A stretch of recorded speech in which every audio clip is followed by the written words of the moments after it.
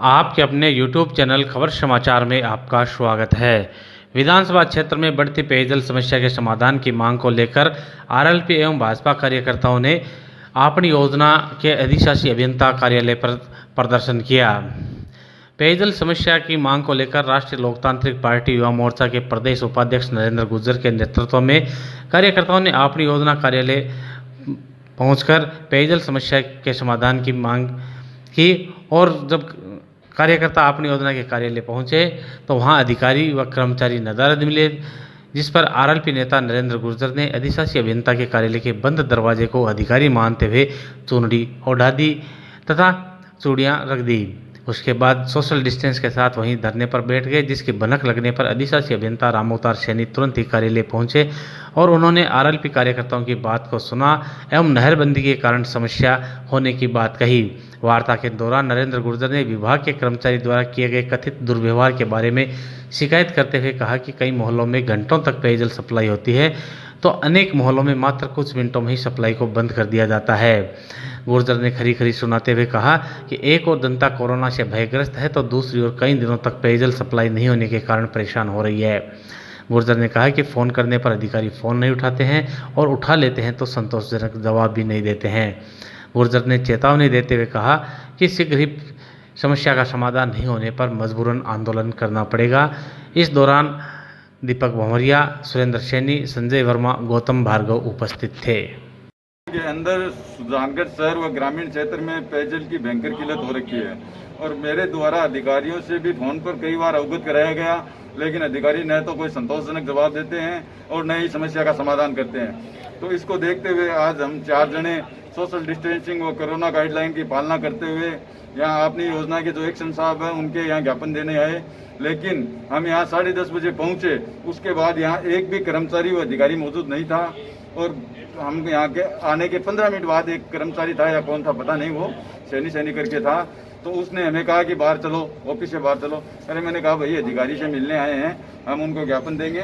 तो उन्होंने कहा नहीं अधिकारी है ही नहीं यहाँ पे, आप बाहर चलो।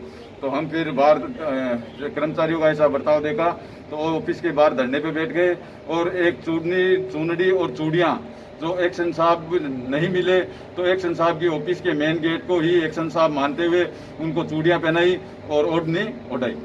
अब क्या हमारी मांग ये है कि शहर में जल्द से जल्द पेयजल की व्यवस्था है वो सुचारू हो, नहीं इसके लिए राष्ट्रीय लोकतांत्रिक पार्टी बड़े स्तर पर आंदोलन शुरू करेगी। भाजपा जिला उपाध्यक्ष कमल दादिस के नेतृत्व में कार्यकर्ताओं ने अपनी योजना के अधिशासी अधिकारी रामअवतार सैनी को ज्ञापन सौंपकर पेयजल सप्लाई सुचारू करने की मांग की। पार्षद प्रतिनिधि कमल दादिस ने एक्शन सैनी से शहर के विभिन्न वार्डों में व्याप्त पेयजल समस्या का शीघ्र निदान करने की मांग की, जिस पर एक्शन रामअवतार सैनी ने कहा कि अभी नहरबंदी चल रही है, इसलिए वर्तमान में पेयजल की उपलब्धता आवश्यकता अनुसार नहीं है। 15 जून के बाद ही पेयजल सब व्यवस्था सुचारू हो पाएगी।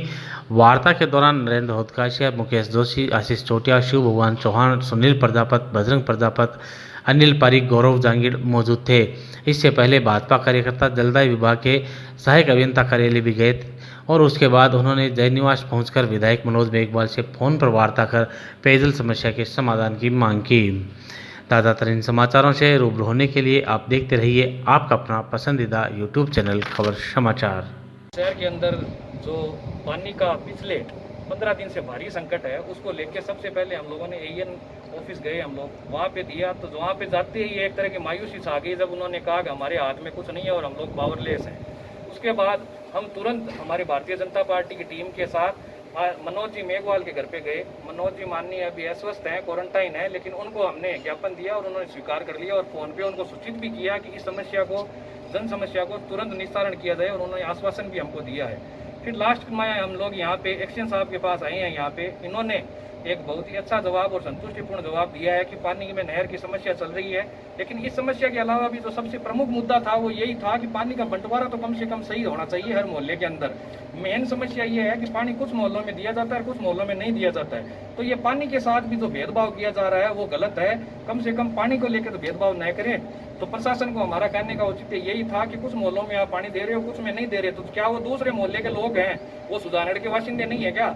जब आप एक मोहल्ले में 3-3 घंटे पानी देते हो और दूसरे मोहल्ले में पिछले 8 दिन से पानी नहीं दे रहे हो तो इसका जवाबदार कौन होगा। तो ये बात आज हमने यहाँ पे एक्शन साहब को रखी है, उन्होंने हमारी समस्या को प्रमुखता से उठाया है और तुरंत अधिकारियों को अवगत भी कराया है। हमें विश्वास है जल्द से जल्द इसका निवारण होगा, यही बात आज हमने इनसे की है। सुजानगढ़ शहर में पहले जल सप्लाई जो थी वो बहुत ही सही थी, लेकिन पिछले 1 महीने से लगातार नहरबंदी के कारण जो सप्लाई प्राप्त हो रही है वो बहुत ही कम हो गई है। उसकी वजह से सुजानगढ़ शहर में जो नियमित पानी दिया जा रहा था उसमें व्यवधान पैदा हो गया है और उसको उच्च अधिकारियों एवं सबका सहयोग लेके लगातार कम करने की कोशिश की जा रही है और अगले नहरबंदी का जो समय है वो अगले 15 जून तक या 15 जून तक इसका जो असर है इस सप्लाई का वो रहेगा। उसके बाद में दोबारा जैसे पूर्व में सप्लाइयाँ रेगुलर थी वो पुनः रेगुलर कर दी जाएगी। आज आपसे प्रतिनिधि मंडल मिले हैं, समस्या रखी है, किस तरीके से समाधान के प्रयास किए जाए। आज हमारे यहाँ 2 प्रतिनिधि मंडल अपनी समस्याओं को लेकर मिले हैं। उनकी एक समस्याओं का उनके साथ में डिस्कशन किया गया। हर समस्या के बारे में उन्होंने अपना बताया है और उन्हें संतुष्टिप्रद जवाब देकर तुरंत जिन जगहों पे समस्या हैं उनका समाधान करने के और प्रयास किए जाएंगे। और लेकिन जब तक नहरबंदी रहेगी उन्हें अवगत करवा दिया गया है कि इस समस्या का संपूर्ण समाधान 15 जून के बाद में ही हो पाएगा, क्योंकि नहरबंदी में हमें जो पानी प्राप्त हो रहा है वो जो पानी पहले मिल रहा था उससे 10 या 20% पानी ही मिल पा रहा है। उसकी वजह से लगातार शहरी और ग्रामीण क्षेत्रों में समस्याएं आ रही हैं और उनका शीघ्र ही हम समाधान नहरबंदी के उपरांत कर देंगे।